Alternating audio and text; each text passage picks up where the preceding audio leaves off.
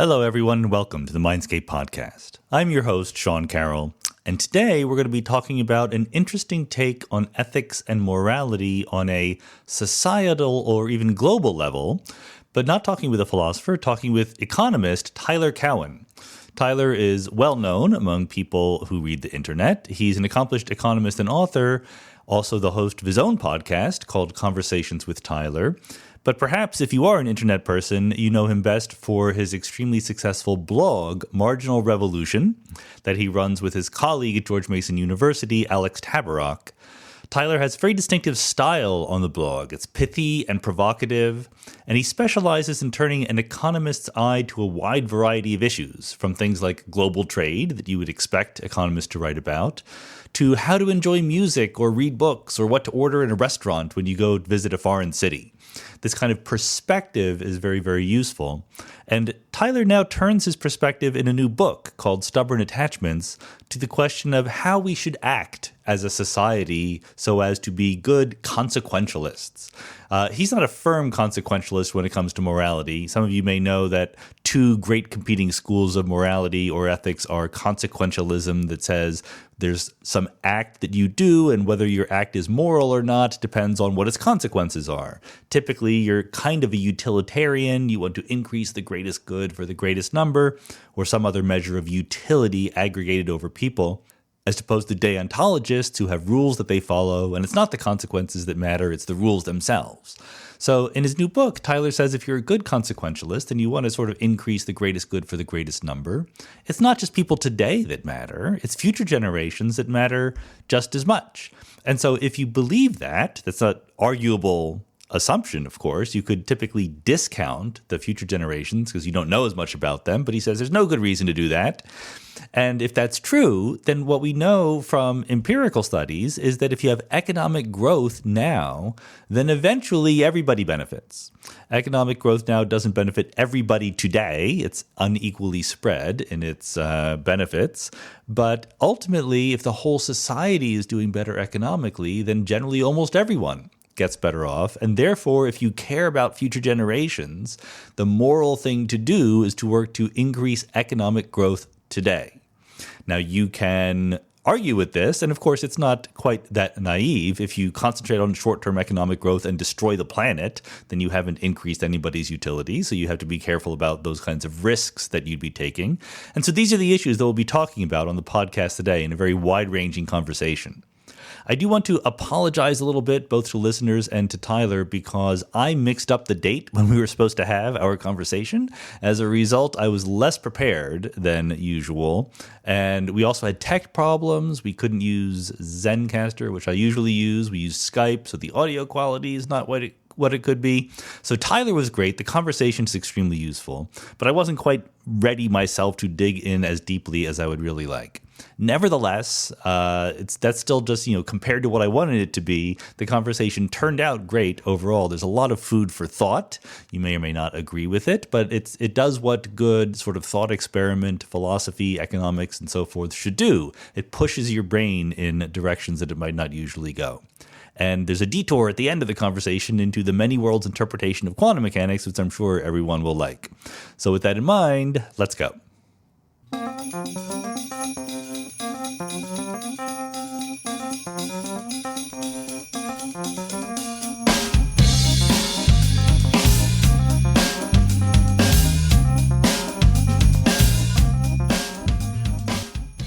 Tyler Cowen, welcome to the Mindscape podcast. Thank you for having me.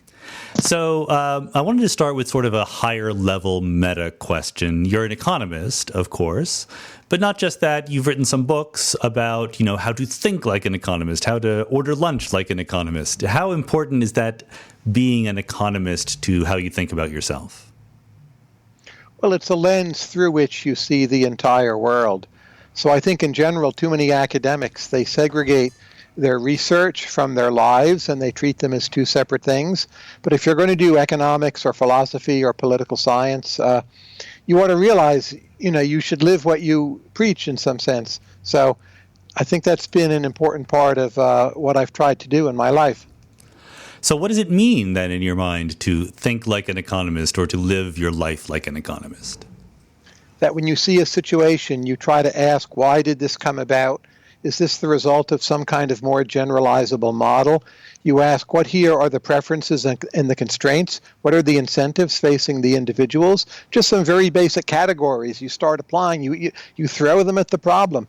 So you go to restaurants, and whenever they have only 3 dishes on the menu, the food is really good. And you wonder, well, why might that be? That's thinking like an economist.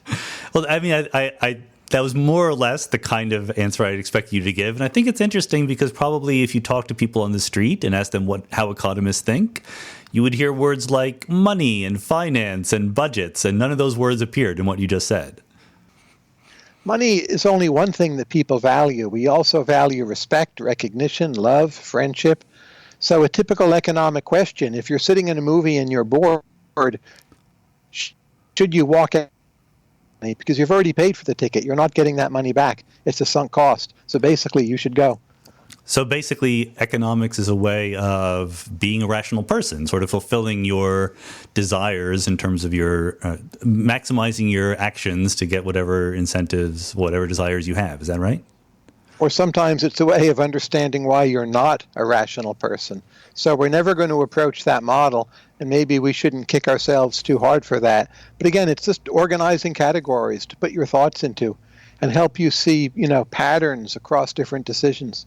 Right. I mean, economics is an interesting situation sort of vis-a-vis the public imagination. It's a high-status occupation in many ways compared to theoretical physics, which is what I do, which is in different ways a high-status occupation. But economists have a lot more relationship with policy or business or things like that. And they get criticism for things like, imagining that people are more rational than they really are, or being more interested in the bottom line than in less tangible values. What do you say to people who have those critiques in the backs of their minds? Many of those critiques are correct. Economics is part science, but it's also part art. And maybe a lot of people are 2/3 rational. Maybe the most rational people are those who have a lot of money on the line. So that gives economics some predictive power. But you need to approach it with epistemic humility. And, most people did not predict the financial crisis or the Great Depression for that matter. And, it's not a forecasting science. It helps you see patterns, but it's also not the only way you can see more patterns. That's an interesting thing you just mentioned about people being more rational with more money on the line. I can certainly understand why that might be the case. Do we have evidence that that's actually true? There's a Chicago economist named John List, and he did a study of people trading baseball cards. So if you have people trading the cards who are not used to doing this, once they own the card, they value it as much more just because it's theirs, like they identify with the card, it's mine. But professional traders are, in a sense, more ruthless. They're more willing to just buy and sell at whatever is the best price. And this kind of result has been replicated a number of other times. So it does seem to be true that professionals with money on the line, they're closer to at least a naive economic conception of rational maximizing behavior. Interesting. Is this related to the fact that, if you're shopping for a house and you put a bid in on a house and someone bids it at more than you're willing to spend, so you lose it, you're very sad, even though technically speaking, you should not be sad that you should be more or less indifferent to paying exactly the amount that you would value the house at. Correct. And under some assumptions, you should be sad when you win the house, because that means you have winner's curse. You are the highest bidder. You're the one who overestimated what it's worth more than any of the other people. And what is it? So how do we bring that to the lunch table? What does it mean to go into a restaurant and eat like an economist? You need to figure out who in the restaurant can you actually ask what is the best dish. Will they take you seriously? How do you establish your credibility? If you just walk into a Chinese restaurant and say, what's the best dish? They'll actually serve you the worst one. They might approach you with a certain amount of contempt. But if you tell them you've been to regional Chinese cities and talk about different regional cuisines, get their attention, they're more willing to help. So it's a question of learning how to communicate. It's as much sociology as economics, getting back to the limitations of economics. And being a good judge of people is worth at least as much as knowing a lot about food, I would say. Because the key question is whom to ask. Right. Now, that's a very good point. So I disagreed, or I had questions about one of the points you made in one of those books. I forget which one it was, but about the specials on the menu. I believe that you made the point that if you look at a menu and something is in a box and it looks like they're trying to push it, that's the thing you should not order. Is that correct? On average, there are exceptions, but at least your initial instinct should be to shy away from it. And what's the rationale behind that? If they have a special, often it's something they're not used to making. If it's one of their best dishes, you wonder, why isn't it just on the menu? Sometimes they're just trying to get rid of the stock left in the kitchen. There are a lot of reasons to be wary of specials. In particular cases, say, well, something is in season. Truffle is a certain kind of mushroom, then maybe take it more seriously. But it could just be an experiment and you're the guinea pig. and maybe you value that. That would be okay if you're that kind of person, right? You like being the guinea pig. Sometimes you like stories. Like really, really bad restaurants can be the best meals of all for that reason, right? That's true. Or movies and so forth. Like, yes. That's right. Yes. Would you say that you've always thought like an economist, more or less, and you've just become more professional about it as you've grown up, or is it something you discovered along the way? When I was very young, say 10, 11 years old, I was a chess player. And then I thought like a chess player, which is not totally unlike thinking like an economist. But chess players, they learn how to calculate or think things through many steps. They also learn very early on a lot of their decisions are wrong. That's good training for doing many things. So first I thought like a chess player. Then by age 14, I started thinking like an economist and philosopher. And then I've just worked on building that up. And in some ways trying to cure myself of thinking like an economist and think more like a sociologist. Well, that's an interesting point, because I've always wondered about the fact that as professors, as academics, we're forced to choose our specialty fairly early in life, right? I mean, what are the chances that you're going to figure out when you're 15 or 18 years old what you should be doing for a living? Are you happy with the choices you made along those lines? Oh, very much so. But again, as you're a professor, there's this dangerous poison. You're used to telling people things and being a kind of authority, and you need to get out of that mindset by having all kinds of obstreperous friends who tell you you're, full of crap. And you need to keep balance because there are so many incentives toward thinking you're right and not so many toward realizing you're wrong a lot. Have you been successful at having obstreperous friends who tell you you're full of crap? It's not for me to judge. You'd have to ask my obstreperous friends, like, how obstreperous are they really? Because a lot of people think they do this, and it's part of the mindset of thinking, oh, I've succeeded at everything, including having obstreperous friends. So only the friends know for sure. Where would you say, this is probably an unfair question, but do you think academics err too much on agreeing with each other or disagreeing with each other? There's incentives for both in some sense. There's way too much conformity bias in the social sciences, at least. People who just kind of show up at the lunch table, they talk about local politics or small talk. They more or less assume they agree with each other. They don't think all that carefully about a lot of their views. They don't integrate it with what they know about economics. And they just kind of sleepwalk through intellectual life in some ways. Right. Don't read that much outside their fields. Well, good. So I was going to say, other than the obstreperous friends, what is the toolkit? What are the things we can do to try to be awakened from our dogmatic slumbers, do you think? Well, if you're a professor, try to hire really good colleagues. My school has done a great job at that. Some of my obstreperous friends are my colleagues. But also have a good relationship with your family. They're not exactly your friends, but typically they are people willing to tell you when you're screwing up in different ways. So cultivate those connections in ways that also help your career and not just your family life. And always confront yourself with reminders of like your own mortality, that like what you think is important in a given moment is not a very reliable indicator. Right. As much of that as you can. I try to hang art on the walls of my home actually to remind myself of my own mortality. That's good, yeah. And you mentioned sociology as something maybe that you're learning more about or trying to think more like.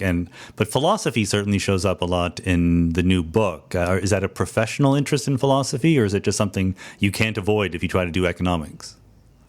Both. You can't avoid it. When I was 14 years old, I thought I might even become a philosopher. Prudence took hold. It's much harder to get a good job that way. but philosophy for me is an interest almost as great as economics. And this new book, Stubborn Attachments, it's an attempt to outline the philosophical foundations of our economic judgments. Like, why is capitalism good? Why are rational choices justifiable at all? So I have to confess, I'm going to ask you the most obvious question. What are the attachments that we are stubbornly attached to that you referred to in the title of the new book? Well, I argue we should be stubbornly attached to the idea of economic growth. Okay. With compounding returns, it is more powerful than any other utilitarian factor in boosting human well-being. And the other thing we should be stubbornly attached to is human rights, which in some instances are absolute. You simply should not violate people's rights no matter what. And those, two blades, economic growth and human rights, if we follow those and we're all stubbornly attached to them, things will just turn out wonderful and not really so much pursue other values.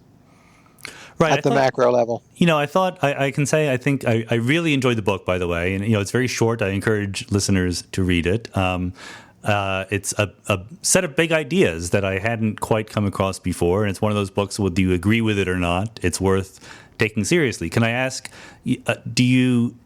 how much of your intention when writing a book like this is to provoke people to think differently in addition to saying things that are true?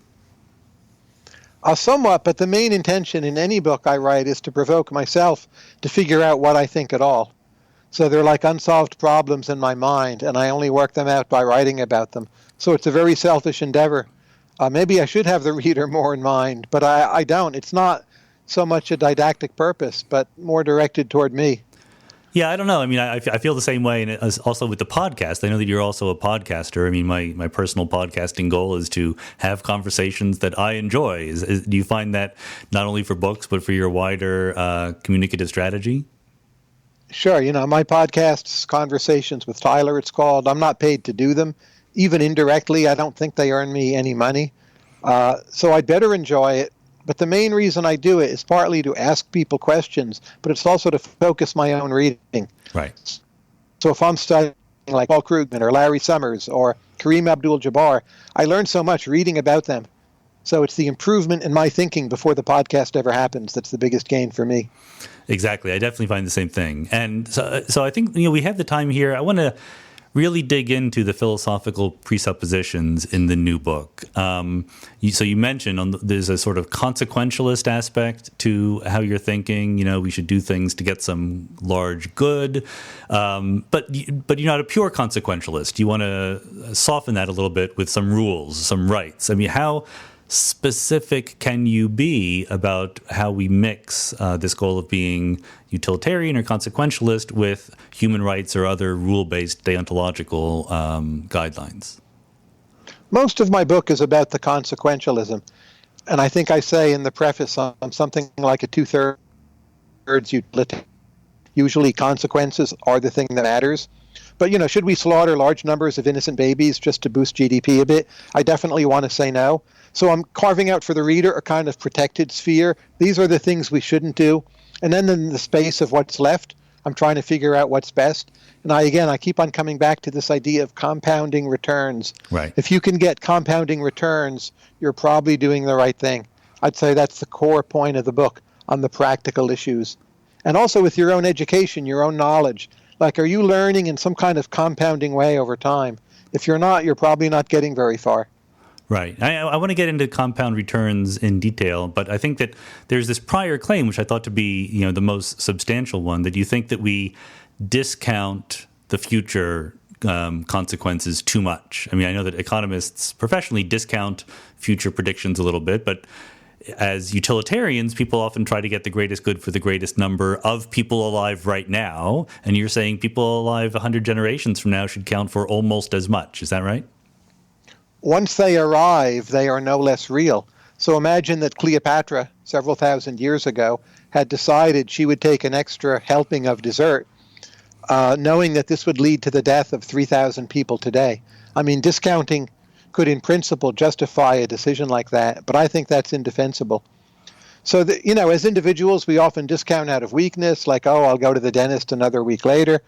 But at the societal level, to really care about the future and our descendants and make decisions to reflect that, including, say, on climate change, the rate of savings, how much we innovate, we're messing up. We're myopic. And there's plenty of laboratory evidence that human beings can be very myopic. So let me just get exactly the substantive claim, though. Should we, when we add zero, up our discount them at zero. Okay, that's good. That's a zero. very specific number. Now, you discount for risk. If you're not sure something will happen, you downweight it accordingly. But you don't discount it just because it's further away in time. Okay. I mean, what do you say to the various, suggested puzzles that utilitarian approaches get themselves into? If every life is worth a little bit and you're not discounting the future at all, should everybody just have as many babies as they possibly could? Or the repugnant conclusion I'm sure you're familiar with. Do you have strategies to get out of these? I do think we should aim for institutions that encourage people to have more children. Subsidizing education is one way of doing that. Making sure that living in major American cities or, say, London is affordable is another way of doing that. And the fact that these policies can sustainably support more people is a reason to do them. I don't think you simply want to boost numbers for their own sake. You want people to want to have the children, to raise them properly. That's more likely to boost economic growth than trying to make the whole world, like some kind of teeming slum. But absolutely the numbers should count. And the richer we are, the more people will be able to support with our resources. Right. Okay. So is there a principled defense of heavy discounting? I mean, I know people take it for granted, and you're saying we shouldn't discount at all. What is the counter argument? What are people saying that, we shouldn't care about 5 generations in the future nearly as much as today? Well, people sometimes confuse the perspective of a corporation with that of all of society. So if you're a corporation and you're doing budgeting and you're calculating in monetary terms, for a lot of purposes, you should use various kinds of discount rates. That is not incorrect. But if you're talking about happiness or well-being and all of society for the distant future, affecting entire lives, that's when we should apply the zero rate of discount. So most of the criticisms, I think, come from people confusing the corporate case with the societal case. Is it fair? I had the image, so I want to see if you agree with it or not, while reading the book, of you being the temporal version of Peter Singer, right? Singer has tried to make the case where you should care about a life of a person thousands of miles away who you've never met just as much as a person you see drowning in a lake. Is that analogous to what you're saying about future generations? Correct. And I once interviewed Singer. It's on Blogging Heads TV. And I found him very short-sighted. It's all about redistributing wealth now, rather than increasing the size of the pie and the human race over time. Okay. And that's the wrong perspective. I want to increase the size of the pie, which also means you can afford more redistribution, I might add. Right. So you think that he's figured it out with respect to space, but not yet with respect to time. I hope I have had influence on him. I am not so sure. Okay, that's very good. Okay, so that's the sort of... Well, I guess I'm not quite satisfied with my own personal understanding of the balance I already mentioned between the utilitarian part of things and the deontological part of things. So you invent a concept called wealth plus. Could you explain that? Wealth plus is similar to what we today call GDP, but there's some problems in GDP. It doesn't properly account for the value of the environment, and it doesn't properly account for the value of leisure time. So I just want to adjust GDP a bit to make it a finer measure. That's wealth plus, basically.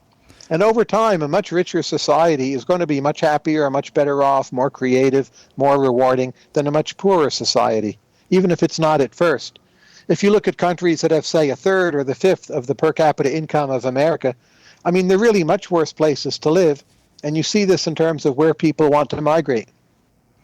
And is wealth, I mean, one of the nice things about GDP is it's very quantifiable. Do you think that there's an equally precise, even if not accurate, formula for wealth plus? Sure. It can be hard to measure the value of the environment. Leisure time, it's pretty easy to measure the value of. But, let's come as close as we can. And for the most part, actually, wealthier societies are also cleaner, not in every regard, not with respect to carbon, but for the most part, regular wealth and environmental quality, they actually move together. Try visiting a really poor country if you want to demonstrate that point to yourself. Right. So the imperfections of measurements, I'm not sure they're actually the main problem. It's getting people to want to do it. Okay, and then but we don't simply maximize wealth plus. There are also rights that we won't trample on in order to do that. Is it Right. How clearly delineated are those rights? Or are you just happy at this point to say we're sure there are rights, we can talk about them? The latter. Like I said, the rights are not the main focus of my book. I think it's worth people spending much more time talking about that. But if someone says, well, I want to maximize something, I'm going to force every woman to have 9 children, I would say that's a violation of rights. Let's look at ways of subsidizing societies so they become wealthier to support more people and more resources. Right.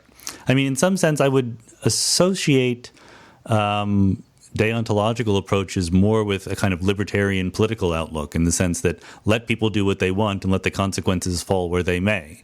But are you sort of being a libertarian consequentialist? Is that a thing that exists? It exists now. I would say that's very close to my view. You could say I'm a small L libertarian, but I don't think taxation is intrinsically evil. I think there are a lot of public goods which governments should actively supply. In some cases, such as infrastructure or subsidizing science, I don't think we're doing enough right now. But our governments are very bad at many things, like, say, running the New York City subway. And we also need to liberate private enterprise more. But government and the market, they're not always substitutes. You want to look for policies that actually boost both of them at the same time. Right. Okay, so if we buy the idea that conventional approaches discount future generations far too much, your second big idea you bring in is that the best way, maybe I'll exaggerate this and you can correct me, the best way to help the future generations is to maximize our rate of economic growth right now. Is that right? Correct, and to hand down to them high-quality institutions, which will help them maximize their rate of economic growth. So you want sustainability of the growth. That's why the environment is important, because a bad environment can threaten sustainability. So it's like expected value looking forward. Mm-hmm. And is this? And if you have a society growing, say at 3% over time, over 100, 200 years, that will be much, much wealthier than a society growing at 2%. Right, and that's the miracle of compound growth. And again, that's due to compounding. Yeah, exactly. Right. And is this,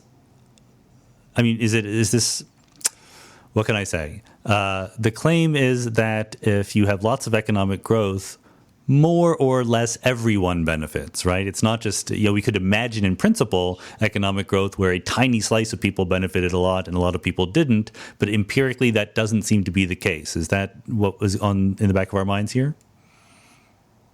Over time, virtually everyone benefits. In the first year, not everyone benefits. A lot of people are thrown out of work. All kinds of problems, which you can see on the evening news any night.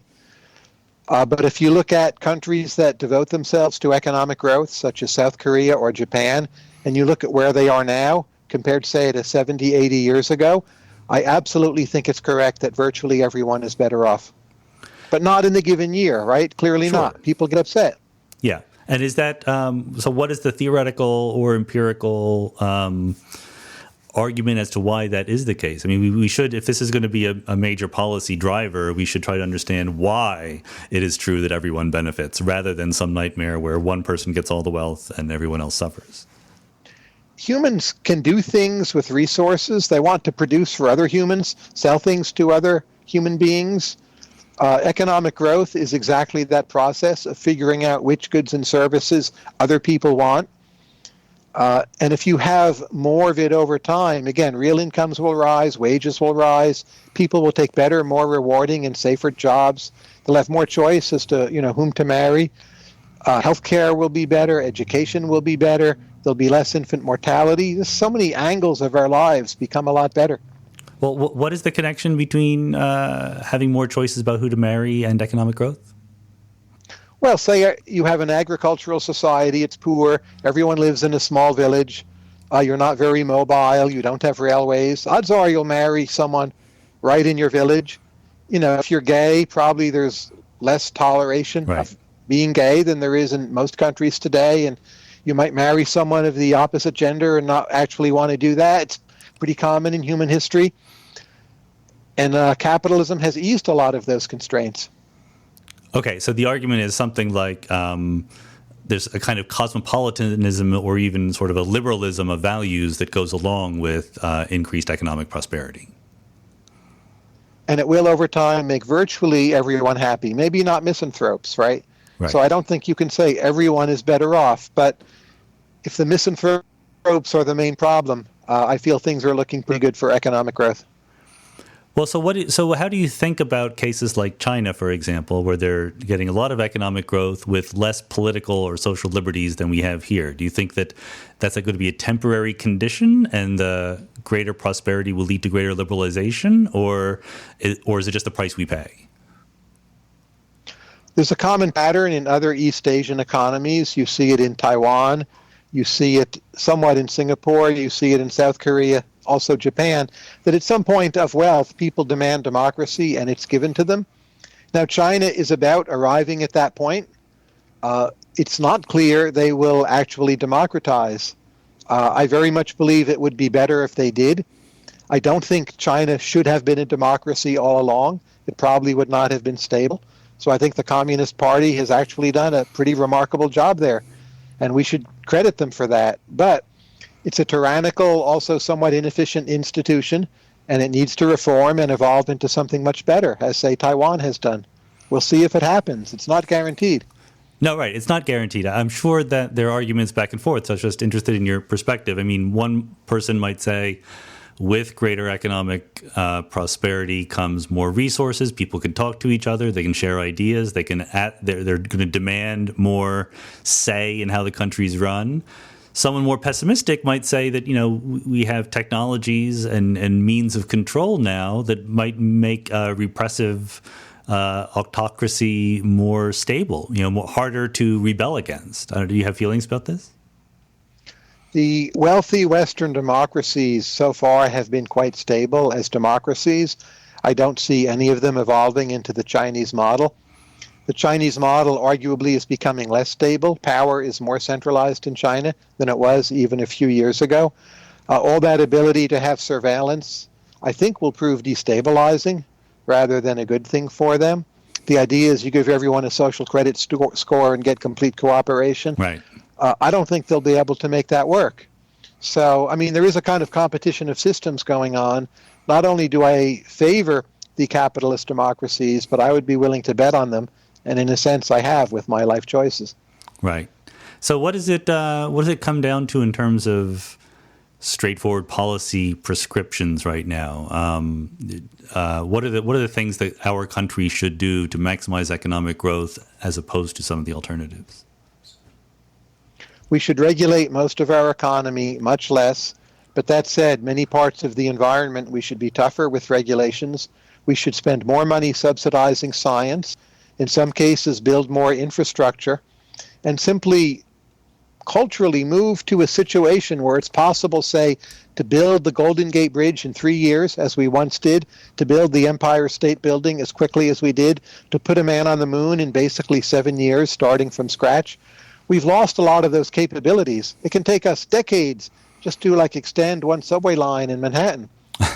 So some of it is we need a cultural shift, but those would be some of the policies I would change. I mean, why does it take us so long to fix the subway in Manhattan? I'm in Los Angeles, where we're no better in terms of new subway lines, but at least New York has existing ones. No, you're much better.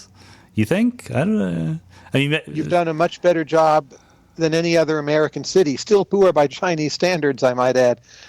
There are so many overlapping authorities that have to give a go-ahead for the New York City subway. Right. It can be labor unions, it can be New York State, Port Authority, different commissions, and getting them all in sync. And the public and how you pay for it just takes a long, long time. And we're way past an optimal point on that curve. Do you think this is just a sort of natural human inclination to the love of bureaucracy? Once you have things that are institutions that have existed for a very long time, people write rules and implement them even though they're no longer really applicable? Yes, that's natural. But even within the U.S., some places are much better and worse than others. So don't think that what we have is inevitable and cannot be changed. It can be changed. Right. And our country not long ago was much less bureaucratic as well. Okay, but how does it, so what about, you do talk in the book about the distribution of wealth, especially governmental mechanisms that redistribute it. I might guess, although I don't remember seeing it in the book, that you'd be against something like a universal basic income on the theory that that would help people right now in some way, but maybe slow down economic growth long term, and therefore it would be a net negative in this non-discounted view. I don't like the idea of paying people not to work. I also feel it doesn't make, you can say people who are disabled or very old, or maybe they've lost their parents. This is what we should do, but not do it for everyone.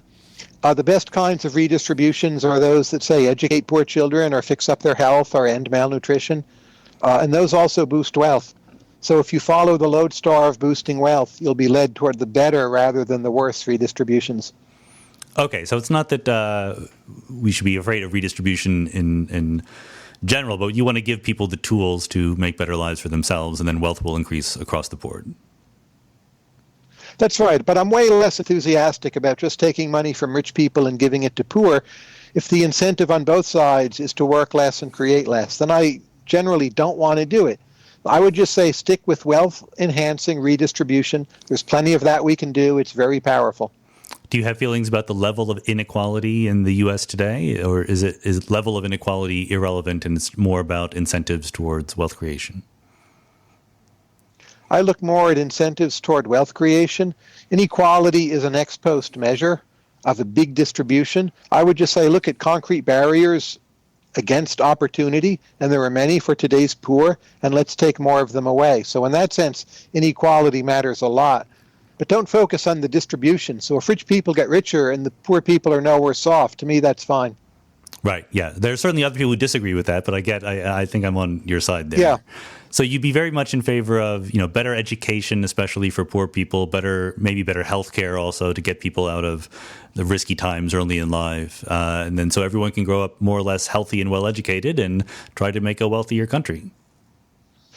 Air pollution, lead in the water. To me, these are very big issues, even in the U.S., certainly for the world as a whole. We give them far too little attention, actually, which is remarkable. So we should reorient our thinking on redistribution to the most effective kinds. So you said more support for scientific research. I'm not going to argue with that. But what about more support for other kinds of intellectual endeavors, whether it's humanities or arts or other things? How do those factor into wealth creation? I would put it this way. We're not sure always how the arts and humanities factor into wealth creation. It's not as clear-cut as science. The system we have now is we have state universities, which indirectly support those a lot, and states compete with different systems. And when we're not sure what's exactly the best thing to do, then I'm keener to have federalism in these competing experiments. So I like the idea that our universities, if they're public sector, they're done by the states and not by the federal government. Especially for the arts and humanities. So I would say I don't know the right answer. And when you don't know, that's the way to approach it. And how do we fit the goal of increasing human rights into this? Over history, I think we can argue that we've increased human rights, at least in the subset of liberal democracies and so forth. Do you think that just comes along for the ride when we increase wealth, or is this something we should be separately agitating for, or are those not really competing ideals? They mostly move together, but not in all cases. In the United States, our rate of incarceration is disgracefully high. And even though we're much wealthier, that doesn't seem to have stopped it. In some ways, it helps us afford it. So I feel we should take dramatic action to say limit or end the war on drugs, change the incentives of public prosecutors so they're not always trying to ask for higher and higher sentences, that voters need to not always just leap at candidates who claim they're tough on crime. That, to me, is probably the biggest violation of human rights in our country right now. Right. Would be our penal system. Yeah. And again, a lot of the people are guilty, just to be clear, but they don't deserve the treatment they get in most cases. Right, and they're guilty of breaking laws that we made up, right? Some of those laws are not even very good some of them, laws. A lot of them are just genuinely guilty of real crimes. But still, the idea that because you committed armed robbery 3 times, you have to join a gang and maybe you'll be gang raped in the shower and you'll have this horrible existence, that to me is not right. Do you have an explanation in mind as to why the United States is so different from its fellow liberal democracies in that aspect? I think we have a much more violent history where firearms were intimately connected to settling and taming this nation, and we have stayed in that culture. And then we're just very diverse, and we're a very large country, and we don't have always very strong pressures for social conformity. So the upside is we have more creativity, but also a lot more people behaving in crazy, destructive ways, and I don't really have like a big picture fix for that. Right. So let me ask, I'm going to shift gears here a little bit, back to the idea of not discounting future generations. As a cosmologist who thinks about the whole history of the universe, I have in mind we're integrating all of the wealth plus or whatever other measure we have over the course of many, many, many years. And I get the argument that due to compound returns, if the rate of growth is a little bit bigger now, that has huge effects in the future. Another thing that would have huge effects in the future is, the end of civilization, right? Or if we ruin the planet or something like that. Is this fits in with your philosophy, I guess, is why you keep bringing up the environment. Presumably the prospect of truly disastrous climate change, if that is something that could happen, would be something that in your philosophy we should work very hard to avoid, right? Yes, also we should spend more, say, on asteroid defense, or at least developing those capabilities.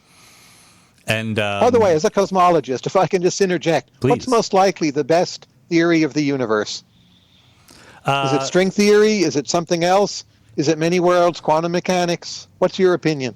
Oh, I have very strong opinions about this. It depends on the detailed definition you have of theory of the universe. I am a strong proponent of the many worlds interpretation of quantum mechanics. I think it's by far the simplest, and I can even give the sales pitch for that if you want, very briefly. But that's a framework, right? It's not a specific theory. We still need to understand what the laws of physics are that push the wave function of the universe forward, even once you've given me many worlds. So you could be a string theorist and believe in many worlds or not. I used to be pretty optimistic about string theory. These days, I'm less so for a number of reasons, and I'm more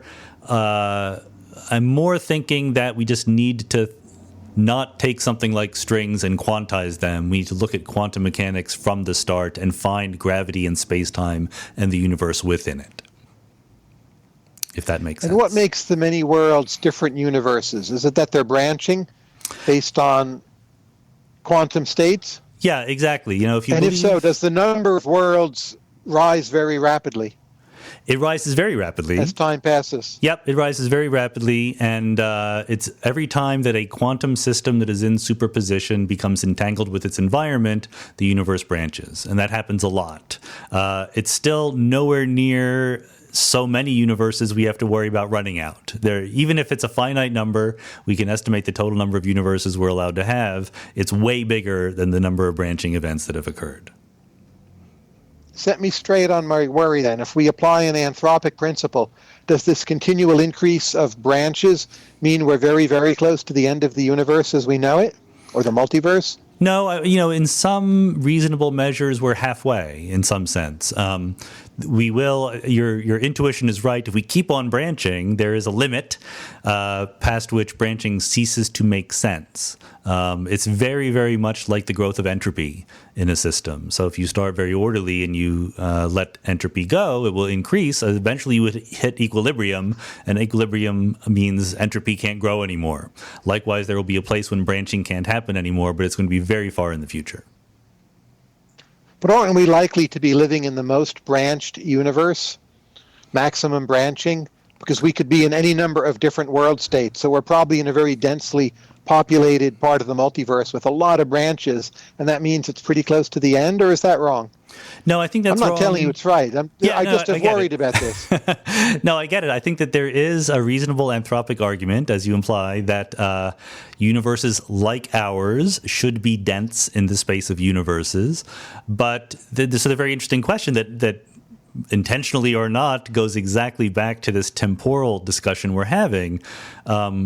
is it in any sense reasonable to say that we live at a typical time in the history of the universe?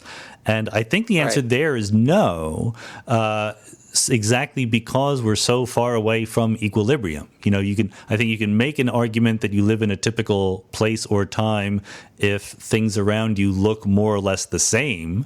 But in space, things look more or less the same from megaparsec to megaparsec. But in time, the universe is evolving very rapidly. So we're sort of, just by evidence, we have no reason to think that we live in a typical time in the history of the universe. And do you think physical space is infinite in the universe we have?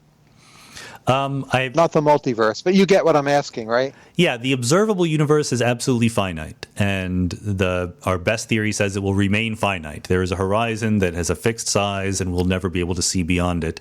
There are deep questions about whether or not there is any such thing as what is outside that horizon or not, which we don't know the answer to.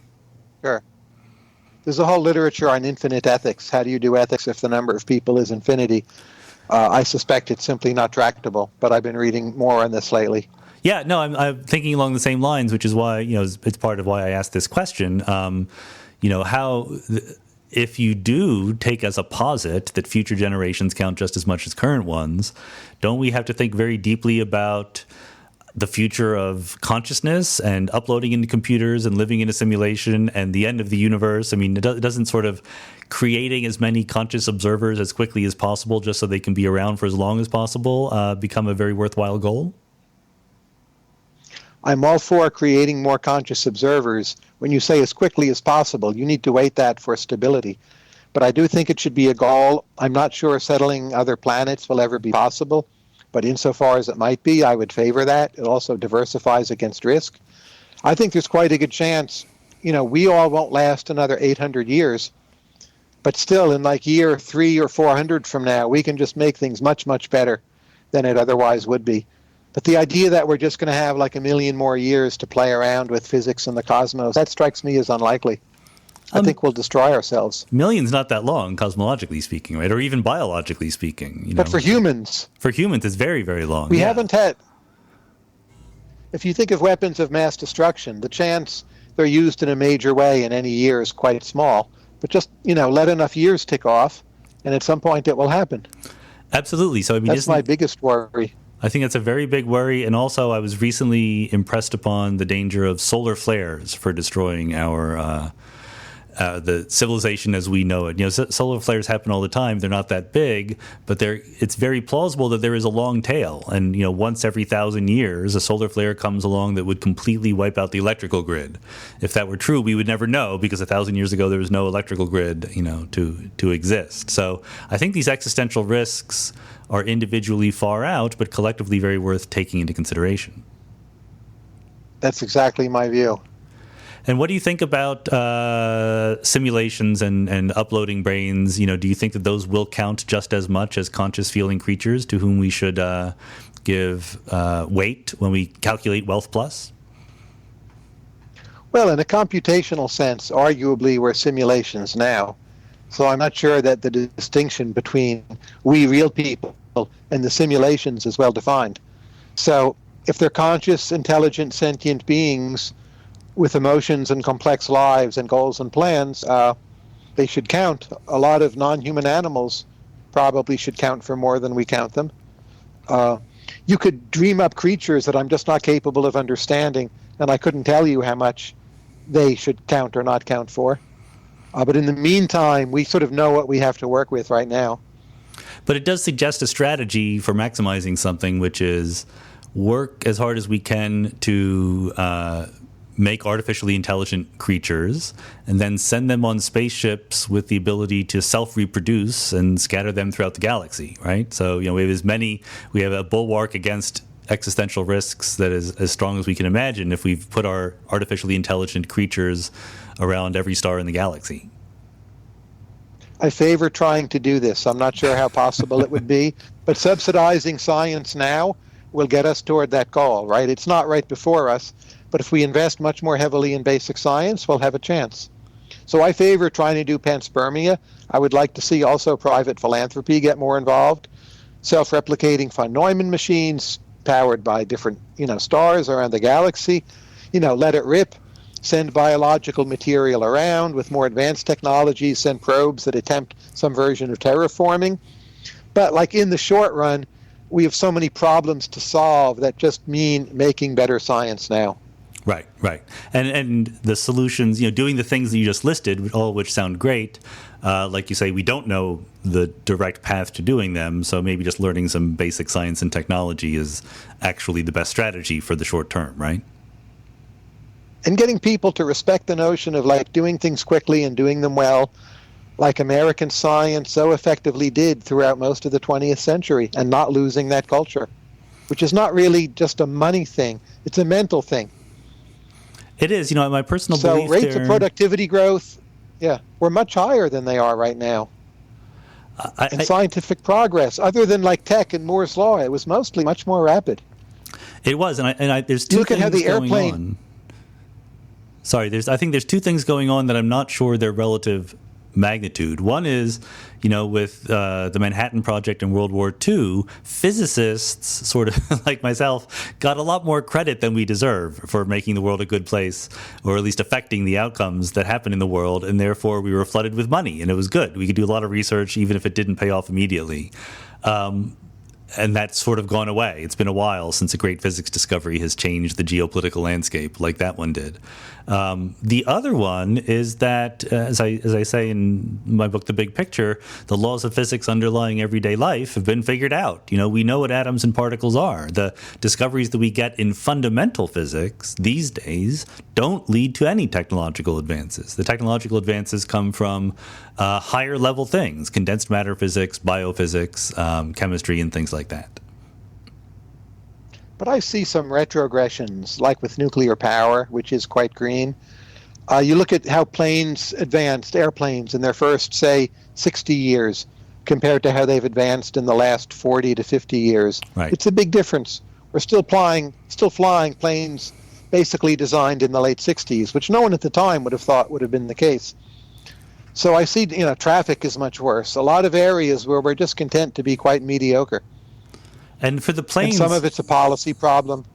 Yeah, I wondered about the planes. What is it with planes? Is it just a sound barrier, or is it just that we haven't tried very hard to make better airplanes? Some of it is regulatory. Some of it is, I just think it's a hard problem. There's a move afoot to re-legalize supersonic transport. There are sonic boom issues. I think probably we can deal with those, or just we should be more willing to tolerate them. So we should aim for a world where you can get in kind of a mini space shuttle and go from New York to Tokyo in 3 hours. It does seem not that far away if we choose to do it. Yeah, I don't know if you've ever seen the Man in the High Castle series on Netflix. No, but I know the book. Right. So the idea based on, the Axis won World War II, and the United States is divided up between Japan and Germany. And it's set in the 1960s, and all of the Germans fly around on supersonic transports as a regular thing. In that alternative history, that technology was developed much more quickly. Sure. Another area where you see slowdown just recently is life expectancy. So in 2015 and 2016, in this country, life expectancy fell. That's awful. Is that true? I didn't know that. That was not the case throughout earlier parts of the 20th century. Now, by tiny amounts, but it's not advancing. There's a CDC report you can read that shows this.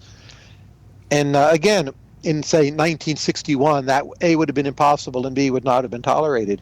There'd be like a big national campaign to turn this around. Now, like even well-educated people, they're not aware of this. To me, that's a cultural failure. And that's the United States, or is that developed countries? That's the United States. Okay. No, other countries, it's mostly still advancing. Now, life expectancy is hard to measure. There's ambiguities, but still, that it's even possible for our CDC to measure it as having fallen 2 years in a row, to me is astonishing. It's a public health issue. We're not taking good care of ourselves. There are opioids, and science is not advancing fast enough to undo those problems. That's one way to put it. Yeah. And no one really gives a damn.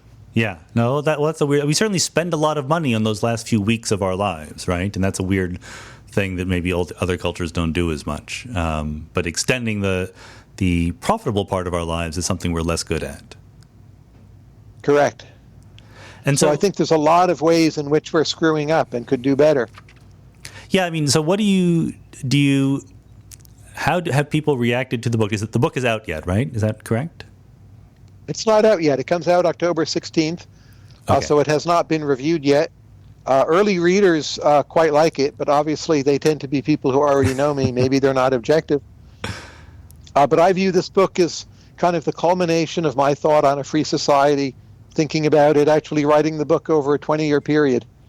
So it's like my most important book to me.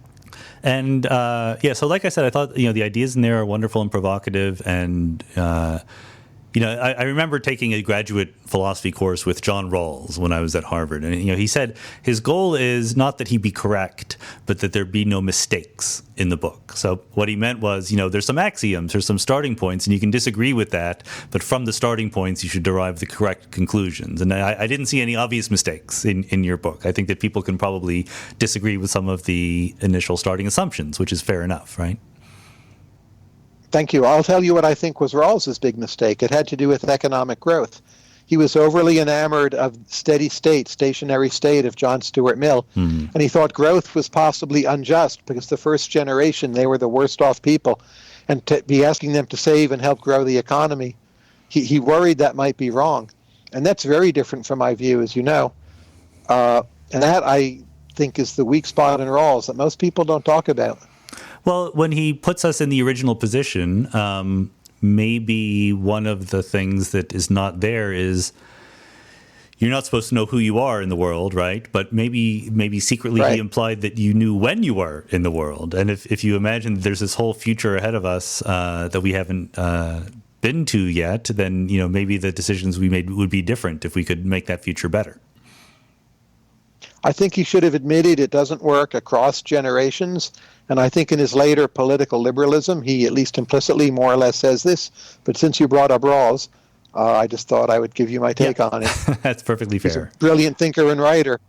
But I think on economic growth, he's underrating it. Yeah, and so I guess there's an obvious clash, once the book does come out, which probably, just so we know, will be just before this podcast is released, so people will have a chance to read it if they want. I presume that people who are more directly interested and focused on human rights, social justice, things like that, economic justice, will resist the conclusion, even if they don't, go through all the steps. Is your response to them simply, you're fighting for economic justice and human rights, but it's just for future generations just as much as us? That is absolutely my response. I've tried to write this book to,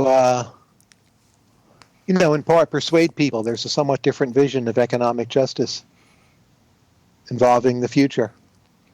And you have a great story. So just to sort of wrap up here, I really do want you to share the story of where the profits for this book are going to go.